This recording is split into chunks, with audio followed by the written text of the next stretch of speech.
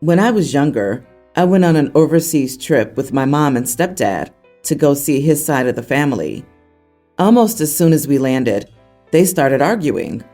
I was sent outside, and when I came back in, my mom was acting cagey. She told me one of my stepdad's cousins was getting married in 2 days, but not to worry about it. She kept saying that and acting strange. So I kept pushing until she explained. Yes, the cousin was getting married, but only symbolically. The cousin's family was desperate and needed a cultural wedding to happen for some reason. He had already agreed to help out, so she couldn't really say no, but not to worry, because it didn't mean anything, because it was only symbolic, which is when I figured out how he was helping out. She reassured me that it didn't mean anything and begged me to just be polite and be the groom for the day. It was just going to be a fun party and a good opportunity to learn more about their cultures. The entire day was a blur, but the food was good. We went home reasonably early. My mom and I spent the rest of the trip as just us, while my stepdad was with his family. But once we got home, everything was completely normal, and we never really talked about any of that again until today. My stepdad called to ask if we, me, my wife, and my daughter, would come for a vacation in his home country. He'd pay for everything. He was really pushing for it, so I pushed back. He confessed that along with family time, he also needed me to come along so they can undo the symbolic marriage so that the cousin could get married to her SO, because she currently can't because she's considered to be already married to me. I don't see a reason to. It wasn't a legal wedding in the first place. It literally couldn't have been for several reasons, so there shouldn't be anything to undo. He said he was very sorry that this happened, but now we can fix it and never think about it again. I don't really want to go to his country. It's not really safe to go there in the first place. And I really don't like the idea of getting trapped somewhere again where I don't know the language or what's going on. He's telling me that I'm selfish because while it obviously doesn't affect me, not fixing it does affect the cousin and isn't letting her move on. My mom is pleading with me to go, that it's 1 day out of a vacation that my stepfather's willing to pay for because he feels so terrible about it.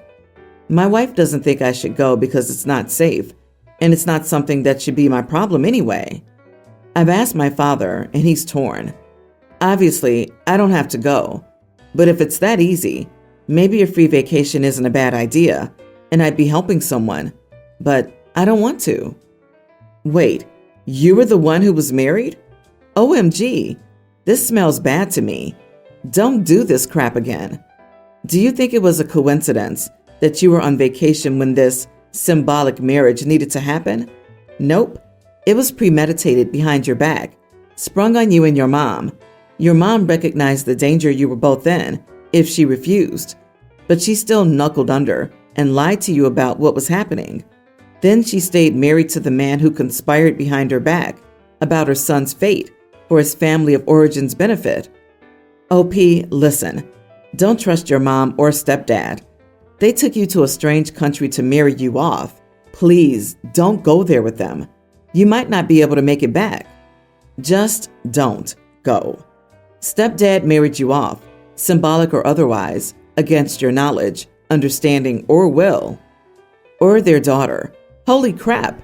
Do not take a female child to whatever foreign family is marrying off children without their consent. Step-grandpa specifically requested OP bring his daughter. Step-grandpa made this mess. He can use his American dollars to bribe whatever officials he needs to fix it. Forged signatures, whatever. Not OP's problem and not worth the risk. I've heard of symbolic marriages. A fortune teller or astrologer predicts that someone's first marriage will fail, so the family gets the person married, symbolically, to a tree or something, so that their next marriage to their actual spouse will have better luck. Of course, this family sucks for not marrying the girl off to a tree instead of some random dude. The blurred part concerns me too. Did someone give OP something mind-altering so he wouldn't really understand what a major crap show this was? Dude, lawyer up. Be prepared to go nuclear on your stepfather and mother if necessary. because this sort of stuff can mess up your life for real, and they had no problem throwing you to the wolves back then. I, 35 female, am an introvert and have severe anxiety. Being the center of attention is my biggest nightmare. I'd be fine living alone in the woods as a hermit. Because of that, I hate going out for my birthday. I'll either spend it alone or at home with close friends, where I'm more comfortable. I have some friends and family who always want me to go out for my birthday with them, and sometimes I go. Unfortunately, even though I beg them not to, every once in a while someone will think it's funny to tell the staff that it's my birthday and have them do the whole dessert and sing happy birthday thing, and I literally go into a full-on panic attack. They think it's hilarious. I've even had them pull out cameras and record while they laugh. A week ago, my grandma died. The family pushed and wanted to do a birthday dinner, said it would be good to get out of the house. Some close friends also went. Well, we were finishing up dinner, and I hear the sound that literally fills me with anger and rage. It's the sounds of the line of waitstaff clapping as they were all walking towards us with dessert and candles, and they started their restaurant's signature, loud, obnoxious birthday song. My brother and his wife started laughing. With the waitstaff mid-song and about 5 feet from our table, I got up, walked out of the restaurant, got in my car, and went home. My mom says she's mortified and said I was the major idiot and that it wasn't only rude to everyone who came to my birthday, but also to the staff, and that she had to apologize profusely and leave an extra tip. Am I the idiot? Edit. In the past, they've recorded it on their phones and shared it on their personal social media pages, and other family members, even in other countries, found it funny. I also would be okay with singing for someone else. It's the whole making a spectacle of me that's the problem. Not the idiot. You know, I tell my kids, it's only funny if it's funny for everyone. Being the eternal butt of their one-note joke is too much. It's not funny. It was never funny. Don't do your B-day with them again. I'm pretty sure that even seeing you this upset won't change their behavior. My ex-husband tried to embarrass me like this once, and thank God the waiter at the restaurant informed him that they don't do that sort of thing. It was a very upscale place. Like tap water wasn't even a drink option. I think the waiter knew my ex was a bully to me at that point because my ex wanted all our friends to sing to me, and I was near tears. He told him it would disturb the other patrons and made him chill out. The waiter had the kitchen folks write happy birthday on my dessert plate, and the waiter gave me a flower. So I was really flattered he put that much effort in. I was so embarrassed my ex didn't want to tip the guy. My friends all gave extra, but I was still mortified. Congratulations on losing the weight of that idiot. OP, definitely not the idiot here. Do they not even consider how mortified you felt and how rude it was to you, the guest of honor?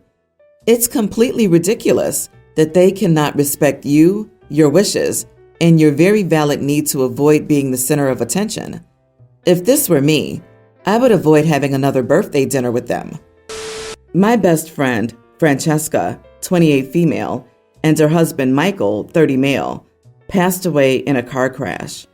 I've known Francesca for almost 12 years, and Michael significantly less, but we were still good friends.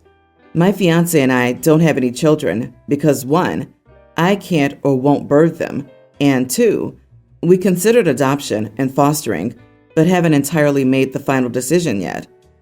My 25 female and my fiance, 28 male, were designated to be the guardians of their children in the event of this tragedy. Michael and Francesca had 3 children together: Joe, toddler male, Sarah, and Tessa, twin female toddlers.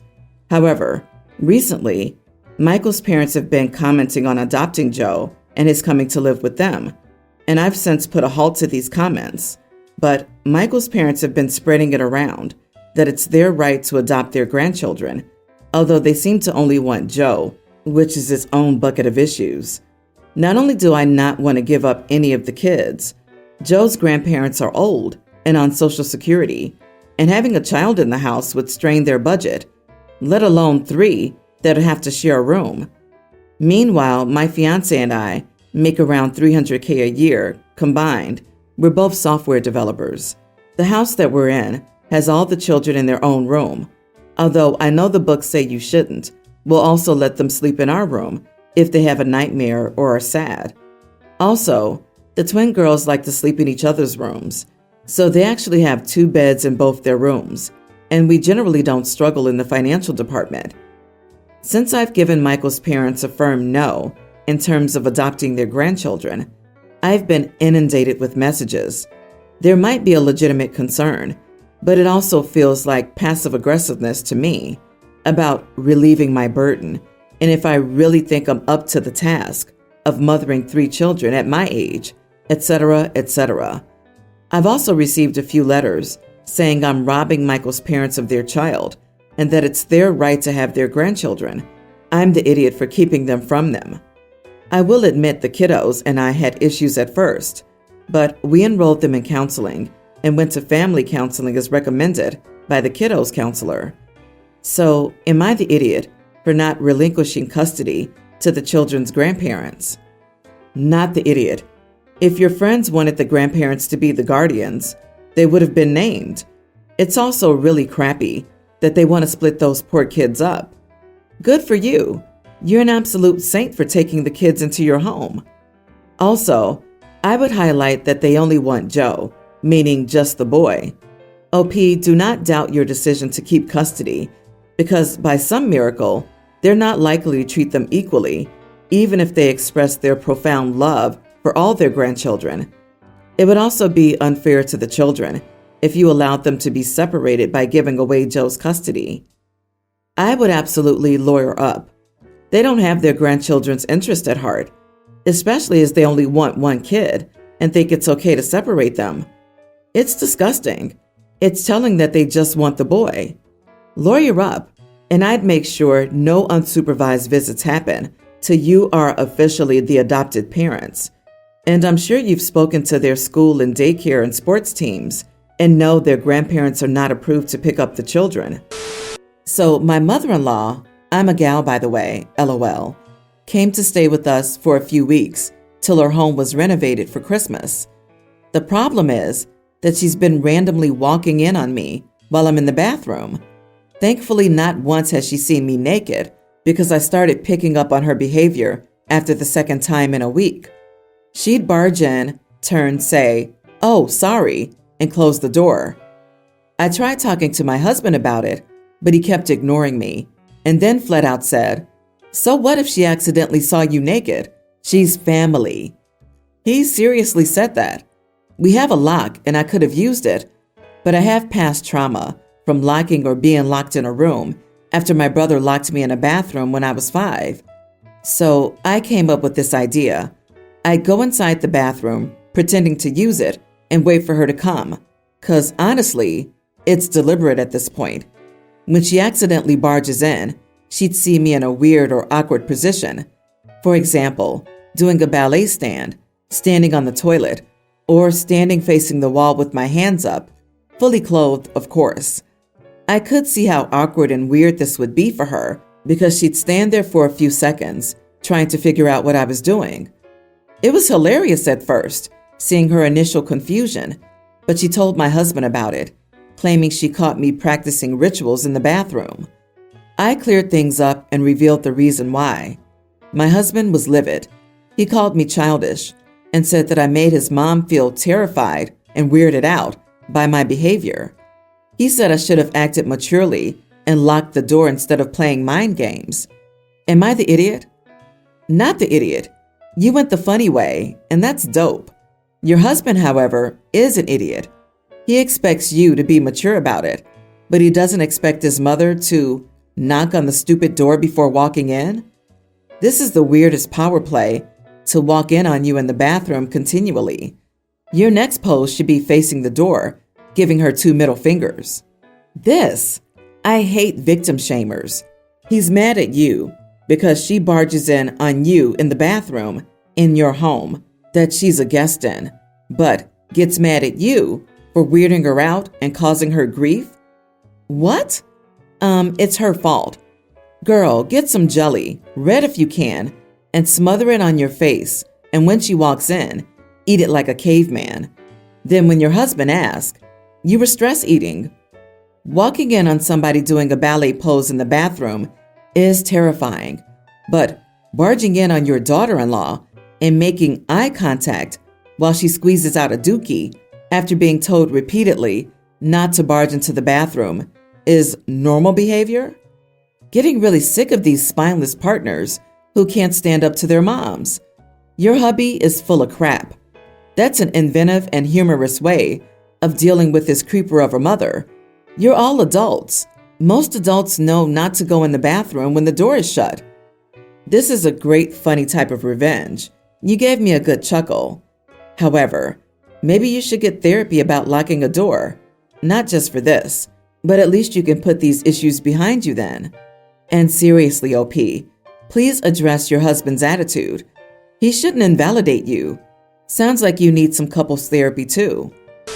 My 28 female brother, George, nearly adult, recently applied to his 5 universities. We're from the UK and has received acceptance from all but one of them who've yet to render a decision. It's for a top-rated course. I'm incredibly proud of him. Unfortunately, all of them would require him to move quite far, and while he won't have to worry about his tuition fees, he'll only be eligible for the minimum amount, as our parents earn over the limit. My parents refuse to help me with my university at all, as they're extremely traditional and don't think women should go to university. So they made it clear I'd be on my own. So I worked through my undergraduate degree, my master's, and now my PhD. I didn't know when George was born whether they'd pay, but they started saving when he hit high school. It didn't last long though. My brother didn't do all that well in the first few years, and his practice exams didn't go well at all in the 4th year. But our parents have always told him he was fine but not smart. And so I think that got in his head a bit. When he failed his practice exams, they spent the money on an expensive holiday abroad, to which neither of us was invited to. George confided in me, his ambitions, and wanted to go to university, so I helped him study. He worked hard and did well enough to be able to take the courses he wanted to do asked for, and I've been helping him when he needs it. But it's mostly just been reassurance that he's doing a good job, and I'm proud of him regardless of what happens. I started saving the second he confided in me he wanted to go. It's not much since I have my own tuition and stuff to pay for, but it's enough to match the amount he'll get on his student loan for the first year, about $7,000. He's waiting for his final result, but he's pretty sure he's going to go to one specific university, the same one I attended for my undergraduate degree. Therefore, I know that without parental help, he'll be screwed. So I will continue to save and help out where I can. Our parents walked in on me explaining to George the terms of him getting access to this money. I'll transfer him a specific amount every month he's at uni on the 1st of the month. But any big deductions like textbooks, I'll pay for directly and deduct that from the monthly amount. I'm just trying to ensure he doesn't do the classic blow it all in one go. My parents blew up and said I'd overstepped and that I undermined them and was absolutely out of line, and it's not my responsibility.